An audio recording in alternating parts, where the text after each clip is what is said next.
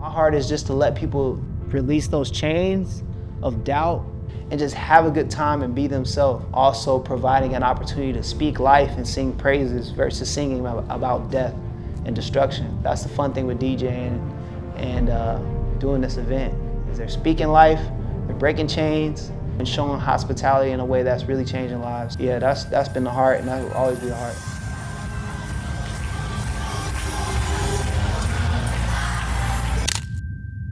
Part of me that kind of came to Joyful Noise was because I knew my friend was a part of this, and I see in the comments, I was like, is it really like that? If you came and you saw what the environment was really like, you would see that there's genuinely nothing wrong with it. Like, it's a great space, good vibes all around, everybody's very friendly. Great music, no cursing, all water, but the energy was higher than what I was at before. So for me, it's just the perfect alternative.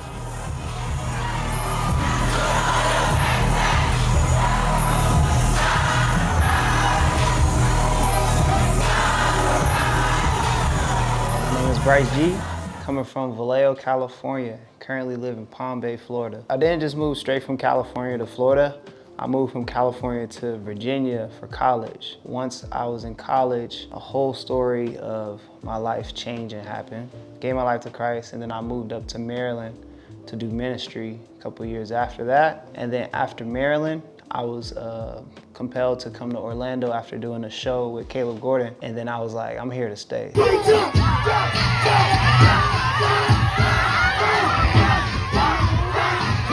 I picked up, moved to Orlando, stayed there for a few years.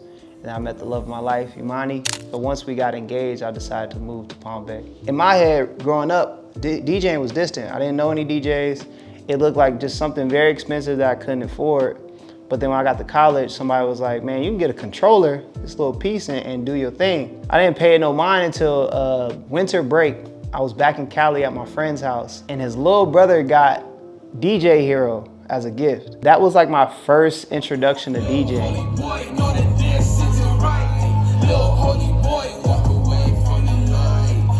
Started setting up shows for artists like Caleb Gordon, Kenny Rivers, Alex Jean, notable names now, but there was a time where they just wanted to do shows, and we would set up stuff in the middle of the street. We would set up stuff at dance studios. We was turning it all into a space for people to have a good time. That's when I saw, like, man, I could do this, like, for myself, like, for my own platform.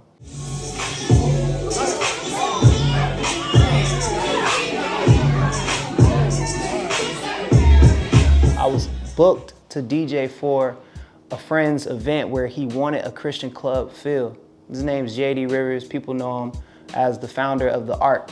That was an event in Atlanta that he started to just create a space for Atlanta people, which Atlanta club culture was normal for Christians and non-Christians. The thing was, there wasn't DJs just like spearheading a conviction of, I only play Christian music. So when I went to The Ark, I asked the crowd, have y'all ever had a Christian DJ who only plays Christian music? And the crowd was like, no. I said, all right, bet.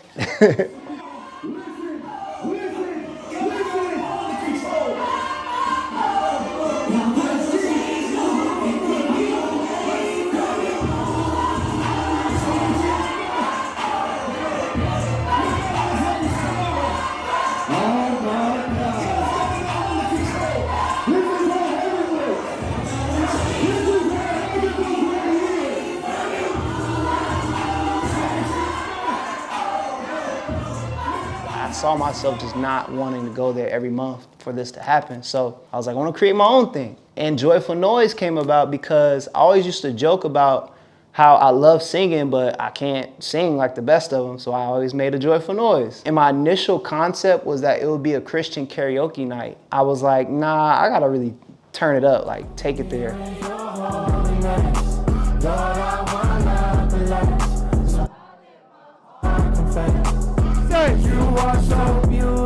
Well, I actually went to the first one that they first hosted. It was like in a garage or something, so it was an eye-opener to what the Christian community could really look like, because I never seen it like that. It was just so beautiful, like coming here for my first time, first moving to college, and then being able to go to an event like this. It changed my life for real. All your life. All my life you have been so, so good. I think one of the fears, it still creeps up here and there, is just will people keep coming? I did my first event, but we sold tickets out, you know, the week before the event started, and I felt like, dang, like this is crazy. But the next event, tickets wasn't moving the same. And I was thinking like, yo, I don't think they want to come back. I think they said it, they enjoyed it, but they didn't really enjoy it.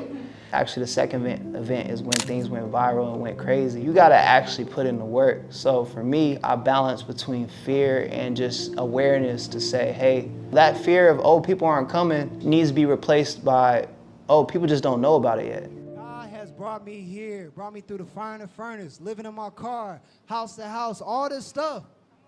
But it really didn't matter. I was in my car happy. And it sounds crazy because I was like, nah, like this is where I'm at. I'm gonna do what I need to do. I'm gonna serve, I'm gonna throw these parties, and I'm gonna get my bread up and get it home.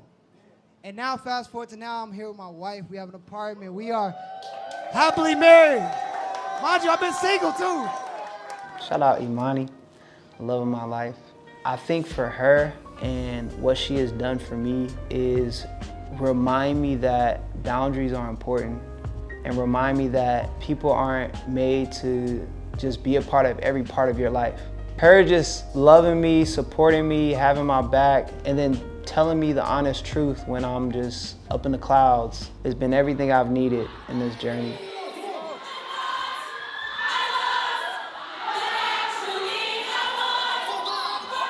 The feeling of reaching 2 years of doing Joyful Noize is just showing me that little by little is the best way to go. I'm seeing it real time, Proverbs 13:11. Dishonest gain will dwindle away, but whoever gathers little by little will make it grow. That's my memory scripture that has changed my life recently because I've told myself that slow pace is the best pace right now. What I want people to know about Joyful Noize is this is authentic.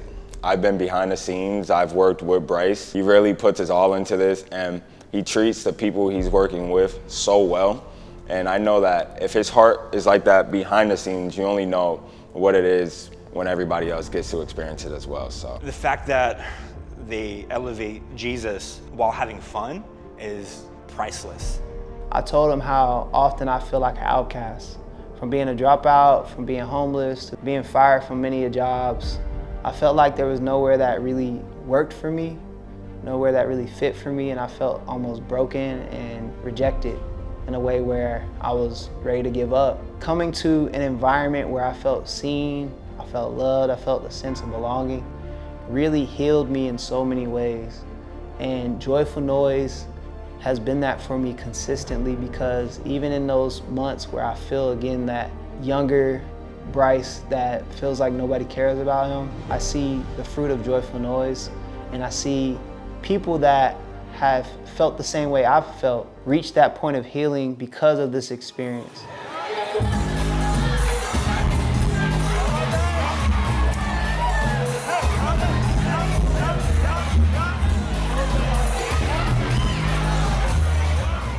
My name is Bryce G, founder of the Joyful Noize. I want you to remember that your joy can disrupt darkness. Why did I say it like that? Call now, 1-800-JOYFUL NOIZE. All right, Bryce, I think I'm in this video. Not sure where to start. We've been doing this since the beginning. I remember when this was just an idea. I remember when you just talked about a Christian club concept and you showed me like, hey, stay consistent. There's so much more to come.